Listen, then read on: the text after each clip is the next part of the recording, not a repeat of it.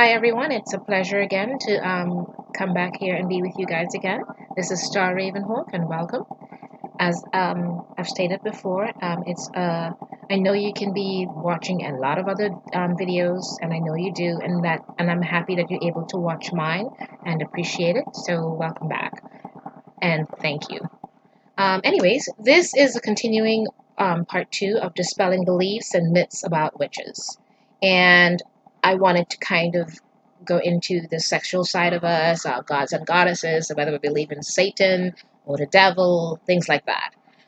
So, on the sexual side of us, I've actually had witches say things like, we're all polyamorous, and or we all are into many types of relationships, or some people have actually looked down their noses and said, "Oh, you're vanilla," or different things. And I'll tell you something.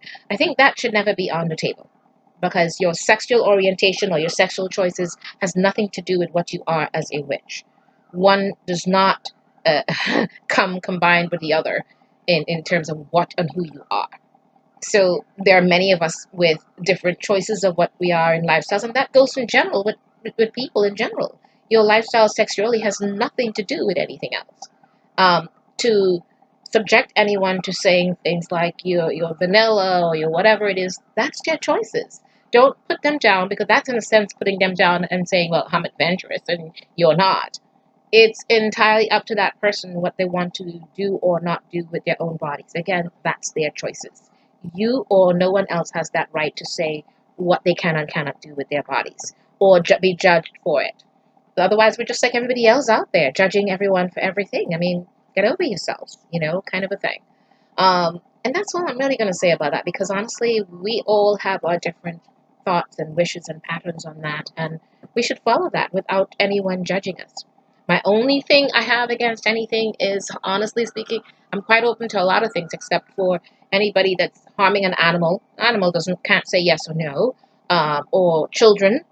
I mean, come on, there are adults around. If you can't work with adults one to another, then something's, I'm so against that. That's not even a thought or question for me. That is just wrong on every other level. Even an 18-year-old, I find, with a 37-year-old, I find an issue with. But again, their choices. They're considered adults from that age. I don't consider them adults from that age. I honestly don't. There are not many that I meet that are. And even when I was 18, I didn't consider myself that. Just to give you guys a hint, I was married at 28. I was married at 24, and at 28, having a child, I was terrified out of my mind. And I remember saying to my husband, "I'm responsible for this child for the rest of my life." And he essentially said, um, "Honey, you do realize that we're married and we're doing this together, right? Yeah, but we're responsible for that child for the rest of our lives, kind of a thing." So it's terrifying, at least to me at 28.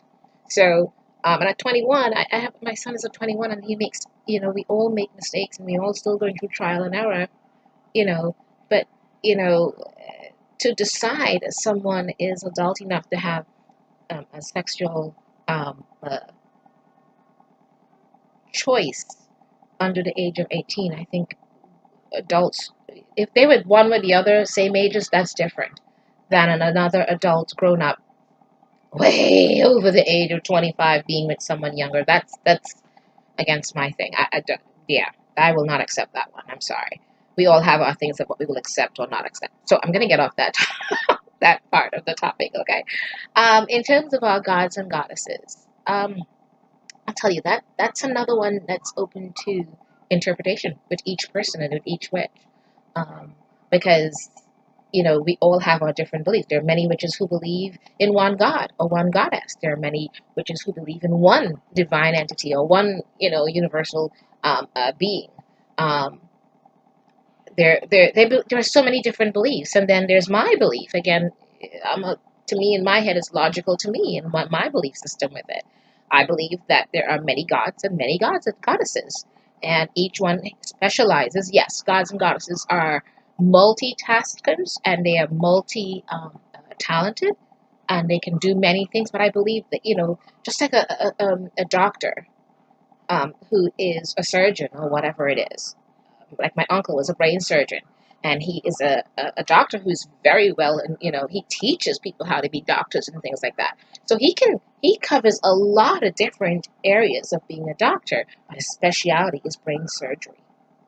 So I do believe in terms of gods and goddesses. I believe the same way. I believe that all these gods and goddesses are very talented and gifted, but I do believe that they have their speciality.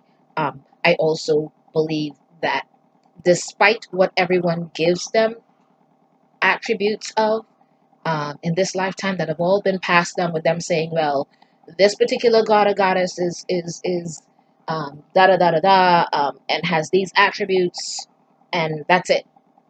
I don't believe in that, because I believe that yes, they may have been that way initially, but they've been around for a millennia, and beyond.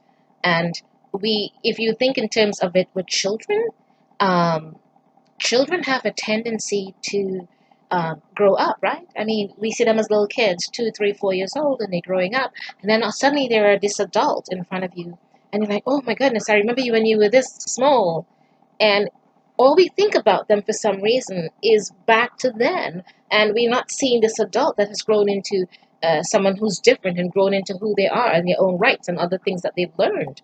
And I think a lot of people kind of judge gods and goddesses, a lot of witches judge the gods and goddesses in the same fashion. And they give them those attributes as if they've never grown and evolved into other things, and have changed off with certain things.